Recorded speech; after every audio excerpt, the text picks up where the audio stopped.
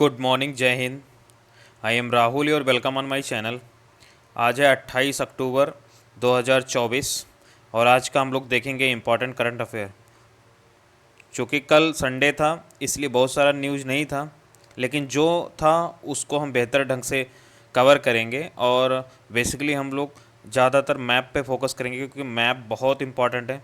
UPSC में 4-5 question जो है प्रीलिम्स में मैप पे आ रहे हैं और हर एग्ज़ाम में आ रहे हैं, स्टेट एग्ज़ाम में भी, तो मैप काफ़ी इंपॉर्टेंट हो जाता है। इसलिए हम 2-3 लोकेशन को मैप में देखेंगे। ओके, न्यूज़ में बना हुआ है इसलिए देखेंगे। ओके, तो पहला बेसिकली हम लोग स्टार्ट करते हैं। पहला है ग्रेट इंडियन बस्टर्ड। तो ये बहुत अच्छा न्यूज़ है क्योंकि इनकी जनसंख्या लगातार कम हो रही थी। न्यूज़ ये है कि वेवी ग्रेट इंडियन बस्टर्ड जो है बॉर्न हुआ है वाया द आर्टिफिशियल इंसीमिनेशन। ये आर्टिफिशियल इंसीमिनेशन मतलब हुआ कि ये producer that involve the manually depositing sperm. ठीक है, पॉइंट पकड़ो। जैसे कि नॉर्मल जो प्रजनन होता है वो नहीं, इसमें स्पर्म सीधे जो है डिपॉजिट किया जाता है जो फीमेल इंडियन बस्टर्ड है उसमें। ओके, क्यों? क्योंकि इसमें बहुत सारी समस्याएं थी प्रजनन को लेकर, इसलिए डायरेक्ट स्पर्म जो है उसमें डिपॉजिट कर रहे हैं। तो इसके द्वारा पहली बार जो है एक बेबी का जन्म हुआ है। ठीक है, तो ये लगाया जा रहा है, अनुमान और गैस लगाया जा रहा है कि आने वाले दिनों में इनकी जनसंख्या बढ़ेगी, क्योंकि ये राजस्थान और मतलब वेस्टर्न इंडिया साइड में पाए जाते हैं, लेकिन इनकी संख्या बहुत कम है, लगभग 100 के आसपास। ओके, तो इनकी जनसंख्या बढ़ाने के लिए काफ़ी प्रयास हो रहा था, लेकिन उसमें ये एक अच्छा मतलब कदम है। ठीक है, तो बेसिकली अब इनके बारे में समझते हैं। ये Sudasari great Indian bustard breeding centre में बेसिकली ये हुआ है, जैसलमेर राजस्थान में। ठीक है, बेबी जन्म हुआ है किसके द्वारा? डिपॉजिटिंग स्पर्म के द्वारा। ठीक है, तो अब इसके बारे में देखते हैं ग्रेट इंडियन बस्टर्ड के बारे में। बेसिकली ये इंडियन सब कॉन्टिनेंट में पाया जाता है। इंडियन सब कॉन्टिनेंट मतलब इंडिया, पाकिस्तान, नेपाल, भूटान, बांग्लादेश। ओके, ये इतना पांचों देश जो है इंडियन सब कॉन्टिनेंट में आता है, तो ये सब सारे कंट्री में पाए जाते हैं। बेसिकली ये heaviest of the flying bird है, सबसे वजनदार जो है उड़ने वाला पक्षी है। ये इनका हैबिटाट जो है ड्राई ग्रासलैंड में या स्क्रब लैंड में, यानी कि झाड़ियों में। ठीक है, ड्राई ग्रासलैंड में रहते हैं या तो झाड़ियों में रहते हैं। तो ये ऐसे आपको मतलब फैक्ट पता होना चाहिए, क्वेश्चन एलिमिनेट, क्योंकि जो स्टेट एग्ज़ाम है उसमें भी काफ़ी अच्छे क्वेश्चन आने लगे हैं, तो ये ध्यान रखना। आगे इनका डिस्ट्रीब्यूशन देखते हैं अपने इंडिया में। तो इनका थर्ड डिजिट राजस्थान में इनकी जनसंख्या पाई जाती है, लगभग 100 के आसपास। ओके, ये यहाँ भी पाए जाते हैं, जैसे कि महाराष्ट्र रीजन में सोलापुर में, महाराष्ट्र के सोलापुर रीजन में, कर्नाटका के बेलारी या हवेरी रीजन में, आंध्र प्रदेश के कुरनूल जो है डिस्ट्रिक्ट में भी पाए जाते हैं। ठीक है, इनका आयुसीएन क्रिटिकली इंडेंजर्ड है, इसलिए काफ़ी इंपॉर्टेंट है। सीआर, ओके, इस क्रिटिकली इंडेंजर्ड का शॉर्ट फॉर्म सीआर, ये काफ़ी इंपॉर्टेंट बन जाता है क्योंकि ये क्रिटिकली इंडेंजर्ड है। ओके, और वाइल्ड लाइफ प्रोटेक्शन एक्ट 1971 में शेड्यूल 1 में आते हैं और साइट में अपेंडिक्स 1 में आते हैं। ठीक है, तो ये था ग्रेट इंडियन बस्टर्ड के बारे में। नेक्स्ट मूव करते हैं, अगला है गल्फ़ ऑफ ओमान। ये न्यूज़ में बना हुआ है लोकेशन, क्यों? क्योंकि ईरान और सऊदी अरब ने जो है नेवल एक्सरसाइज किया है। ये एक्सरसाइज कब किया है? जब इजराइल ने अटैक किया है ईरान पे। ठीक है, अभी कल जो है ईरान के मिलिट्री जो बेस था, ओके, उस पर अटैक कर दिया गया इजराइल के द्वारा। तो मिडिल ईस्ट में काफ़ी तनाव है इस समय। ओके, क्यों? क्योंकि ईरान के सपोर्ट में दो ग्रुप काम कर रहे हैं। ईरान के सपोर्ट में दो ग्रुप काम कर रहे हैं, एक है हिजबुल्ला। ठीक है, ये कहाँ काम कर रहा है? ये लेबनान में काम कर रहा है। दूसरा है हमास, ये कहाँ काम कर रहा है? ये गाज़ा में काम कर रहा है, गाज़ा। ठीक है, जो कि पार्ट है फ़िलिस्तीन का, तो ये ध्यान में रखना। ओके, तो ईरान डायरेक्ट जो है इसको फंडिंग करता है। ईरान बेसिकली सिया बहुल जो है कंट्री है। इस्लाम में दो सेक्ट हैं, सिया एंड सुन्नी। तो ये सिया जो बेसिकली सिया प्रबल जो है ईरान, तो ईरान कंट्री जो है शिया बहुल्य है और ये दोनों को जो है फंडिंग करता है, ठीक है, उसके सपोर्ट में रहता है, उसको वेपन्स वगैरह प्रोवाइड कराता है। तो इसलिए जो है इज़राइल के सामने आमने सामने आ जाता है, ठीक है, इसलिए इज़राइल से इनका युद्ध लगातार बना हुआ है, तनाव रहता है। आगे देखते हैं हम लोग गल्फ़ ऑफ ओमान को। अभी इसके बारे में देखते हैं। गल्फ़ ऑफ ओमान ये है, देखो इसका बॉर्डर कहाँ है, ये है ईरान, ये है पाकिस्तान। तो दो हो गए, दो कंट्री, पाकिस्तान और ईरान, दो हो गए। तीसरा है ओमान का, यहाँ पे जो पेनिनसुला देख रहे हो ऊपर बिल्कुल कॉर्नर पे, स्टेट ऑफ हार्मुज के पास, ये जो है चोक पॉइंट, यहाँ पे ओमान है। तो ये ध्यान रखना, यहाँ यूएई नहीं है, यहाँ ओमान है। यानी कि स्टेट ऑफ हार्मुज किसको, दो कंट्री को अलग करता है, तो वो अलग करता है ईरान को और ओमान को, ध्यान रखना, ये क्वेश्चन आ जाएगा। ओके, और एक ओमान की खाड़ी है, ठीक है। ये चार, एक दो तीन, तीन कंट्री और एक यूएई, यूएई का ये देखो बॉर्डर है। तो ये चार देश जो है इससे लगते हैं, गल्फ़ ऑफ ओमान से। ओके, आगे हम लोग इसके बारे में समझेंगे और इसके बाद पर्सियन गल्फ़ को भी हम लोग मैप के माध्यम से देखेंगे, ठीक है। आगे इसके बारे में देखते हैं। तो गल्फ़ ऑफ ओमान बेसिकली इसे गल्फ़ ऑफ मकरान के नाम से भी जानते हैं, तो एक पॉइंट और नोट करो। और extension of the Arabian Sea and lies in the middle sea, ठीक है। ये अरबियन सी का पार्ट है जो कि मिडिल ईस्ट में जो है बिलोंग करता है। ओके, ये ओनली इंट्रेंस पॉइंट है पर्सियन गल्फ़ की खाड़ी में जाने के लिए, ओनली इंट्रेंस है ये, ठीक है। मतलब आप प्रवेश कर सकते हो, प्रवेश द्वार, केवल एक प्रवेश द्वार है, कौन सा, यही Hormuz. Okay, street of Hormuz, तो ध्यान में रखना। फ्रॉम द इंडियन ओशियन से जब हम पर्सियन गल्फ़ की खाड़ी में जाते हैं तो ये एंट्रेंस पॉइंट है से, ठीक है। गल्फ़ कनेक्ट करता है अरबियन सी को, इस स्टेट ऑफ हार्मुज जो है कनेक्ट करता है, वही जो मैंने बोला गल्फ़ कंट्रीज़ को अरबियन सी से, ठीक है। आगे देखते हैं, एंशियन ट्रेड रूट है ये, ठीक है, जो अरबियन सी को लिंक करता है पर्सियन गल्फ़ से। और ये maritime trade between the civilisation of the Indian subcontinent, यानी कि भारत से व्यापार करने के लिए ये महत्वपूर्ण मार्ग था, कब, प्राचीन काल में। ओके, और Middle East and the Mediterranean Sea के लिए भी इसी रूट से जो है मतलब संबंध थे, ठीक है। बॉर्डरिंग कंट्रीज जो भी मेडिटेरेनियन सी में व्यापार होता था इसी तरफ से घूम के जाता था। रेड सी हो, तब तो रेड सी था नहीं, लेकिन बाहर मेन इंडियन ओशियन में निकलते थे, ठीक है। इसके बॉर्डरिंग कंट्री हैं जैसा कि हम लोग देखें, Pakistan, Iran, UAE, United Arab अमीरात और ओमान, चार देश लगते हैं। तो ये फैक्ट ध्यान रखना। नेक्स्ट देखते हैं गल्फ़ की खाड़ी, ये है पर्सियन गल्फ़, ठीक है। इससे बॉर्डर देखो कौन कौन सा लगता है। तो पहला देखो कंट्री है ईरान, दूसरा कौन सा है, इराक, तीसरा कौन सा है, कुवैत, चौथा कौन सा है, सऊदी अरब, पांचवा कौन सा है, बहरीन आइलैंड भी है उसी में, ठीक है। पांच हो गए। कतर जो है 6, कतर की कैपिटल दोहा है, तो ये भी ध्यान रखना। ये यूएई का 7 हो गया। ओमान जो है, ओमान का भी बॉर्डर लगता है 8 कंट्री से बॉर्डर लगता है गल्फ़ का। ओके, और यहाँ पे देखो स्टेट ऑफ हार्मुज है। तो ये सब जो है ध्यान रखना, बहुत इम्पॉर्टेंट है। स्टेट ऑफ हार्मुज किसको जो है अलग करता है, ईरान को और ओमान को। ओमान का ये देखो चोक पॉइंट पे ओमान है। ओके, तो ये बहुत इंपॉर्टेंट है, न्यूज़ में बना था इसलिए हम लोग देखे, और ये मैप क्वेश्चन पूछा जा सकता है एग्ज़ाम में, even UPSC and state exam में, तो ध्यान रखना। नेक्स्ट चलते हैं। साउथ चाइना न्यूज़ में है, क्योंकि चाइना ने जो है यहाँ पे एक ट्रोकेन नाम का, ये देखो ट्रिटोन आइलैंड नाम जो है आर्टिफिशियल आइलैंड बना दिया है साउथ चाइना सी में, तो इसलिए ये काफ़ी इम्पोर्टेंट है, ठीक है।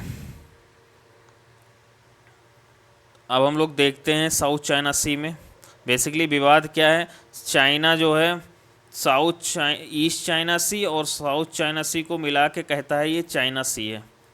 तो ये आप दोनों ईस्ट चाइना सी और साउथ चाइना को मिला के चाइना कहता है कि ये मेरा जो है चाइना सी है। तो चाइना सी है तो वो 9 डैश लाइन ऐसे खींच रखा है, देखो यार ऐसे 9 डैश लाइन गई है, ये जब ऐसे 9 डैश लाइन गई है तो बहुत सारे कंट्री का जो है ये टेरिटोरियल वाटर और इंटरनल वाटर का जो है उल्लंघन हो रहा है, ठीक है।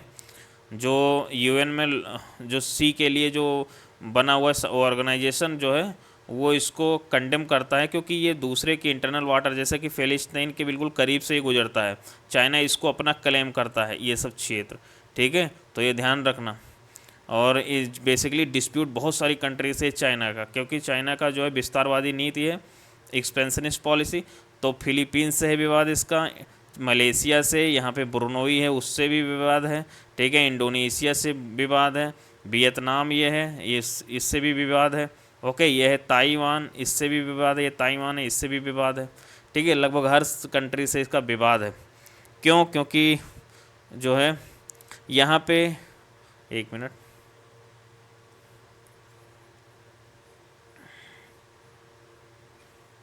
हम लोग कंट्री देख लिए हैं। यहाँ से 9 डैश लाइन जब इसकी गुजरती है तो ये जितना क्षेत्र है इसमें सब अपने को क्लेम करता है, ठीक है। तो यहाँ पे बेसिकली पारासेल आइलैंड है, यहाँ पे पारासेल आइलैंड है, उसको चाइना क्लेम करता है, ठीक है, उससे भी बात है। दूसरा स्पॉटली आइलैंड यहाँ पे है, यहाँ पे स्पॉटली छोटे छोटे आइलैंड हैं, उस पर भी चाइना क्लेम करता है, ठीक है। इसलिए जो है बहुत सारा समस्या हो गई है साउथ चाइना सी में, ठीक है। जो है यूएस वगैरह और इंडिया जो है इन सब कंट्रियों का समर्थन करता है, फिलीपींस का, मलेशिया का, वियतनाम का, ठीक है। नाटो भी इसी में काम कर रहा है, ओके, तो ये ध्यान में रखना, ठीक है। आगे हम लोग देख रहे हैं थ्योरी में क्या कुछ इंपॉर्टेंट और हो तो फैक्ट हम लोग देखते हैं। बेसिकली जो रिपब्लिक ऑफ चाइना है वो ट्रेटोन आइलैंड बना रहा है, कहाँ पे? साउथ चाइना सी में, ठीक है। South China see basically western Pacific ocean का पार्ट है, तो पहला क्वेश्चन यहाँ से ये बनेगा कि साउथ चाइना सी किसका पार्ट है? तो वेस्टर्न पैसिफिक ओशियन, यानी कि पैसिफिक ओशियन का पार्ट है, ओके। नेक्स्ट है, नेक्स्ट मतलब border the south east mainland India, ठीक है। जो साउथ चाइना सी है वो साउथ ईस्ट एशिया से बॉर्डर लगता है, और इसके बाउंड्री जो है जैसे हम लोग देखे चाइना से लगता है, और चाइना से, ताइवान से, फिलीपींस से, मलेशिया से, साउथ चाइना सी का बॉर्डर इस सबसे लगता है, इंडोनेशिया से, ब्रुनोई से, वियतनाम से, ओके। ये जो है साउथ चाइना से कनेक्ट होता है ताइवान स्टेट से, ठीक है, किससे? ईस्ट चाइना सी से, यानी कि जो ताइवान स्टेट है वो ईस्ट चाइना सी को साउथ चाइना सी से जोड़ता है, ठीक है। और जो लुजोन स्टेट है वो फिलीपींस को जो है साउथ चाइना से जोड़ता है। तो ये सब फैक्ट आपको याद होना चाहिए वर्ल्ड मैप में, ओके। साउथ चाइना सी जो है ईस्ट चाइना सी टुगेदर, जैसा कि हमने बताया था, दोनों जब south China and east China को मिला दो तो वो चाइना सी हो जाता है, ठीक है। चाइना इसी को क्लेम करता है। आगे देखते हैं, 2 मेन आर्किप्लेगो हैं, ठीक है। पार्शियल आइलैंड हम जैसे बताया अभी लोकेशन में, जो कि कंट्रोल बाई चाइना है, एंड पार्सरी स्पॉटली आइलैंड, ठीक है। इन दोनों पे जो है चाइना क्लेम करता है, इसलिए बहुत सारी प्रॉब्लम है। और 9 डैश लाइन हम लोग भी देखे हैं, देखो इसे कहते हैं 9 डैश लाइन। अभी पूछ लेगा क्वेश्चन कि 9 डैश लाइन कहाँ बिलोंग करता है, तो ये चाइना क्लेम करता है बेसिकली, कहाँ पे? साउथ चाइना सी में, तो याद रखना ये बात पॉइंट। नेक्स्ट चलते हैं और फैक्ट को देखते हैं। इंडिया का रैंक आया है 176, 176 किस में? ग्लोबल नेचर कंजर्वेशन इंडेक्स में 2024 में, ठीक है।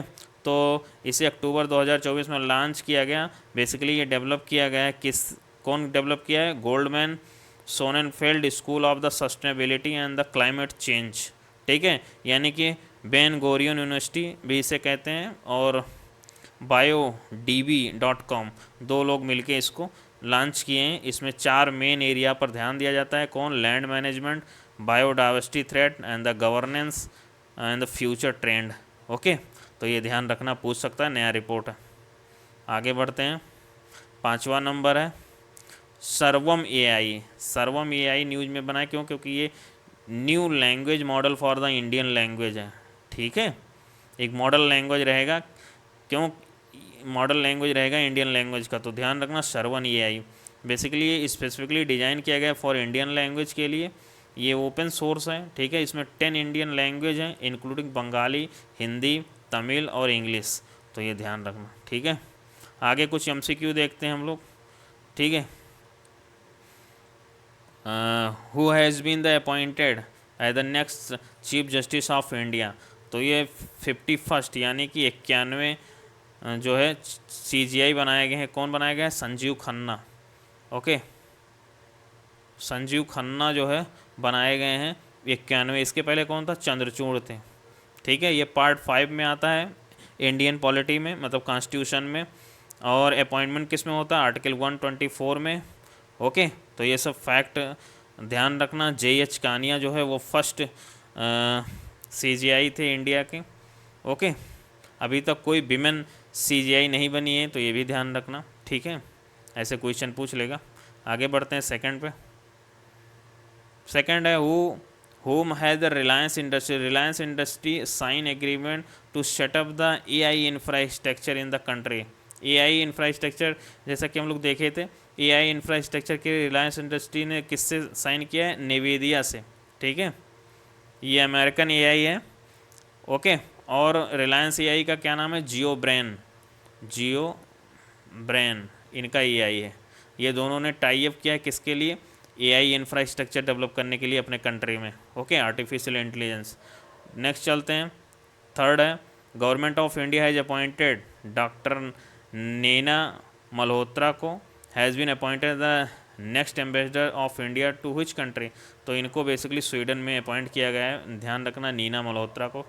नेक्स्ट चलते हैं, who to which state has the Asian Development Bank approved ये loan for the solar photovoltaic facility. Solar voltaic facility के लिए ADB यानी कि एशियन डेवलपमेंट बैंक ने किसको साइन किया है, मतलब किसको देगा लोन? तो वो असम में को देगा। ठीक है, एशियन डेवलपमेंट बैंक के बारे में पढ़ लेना। 1967 में शायद इसको इस्टेब्लिश किया गया है।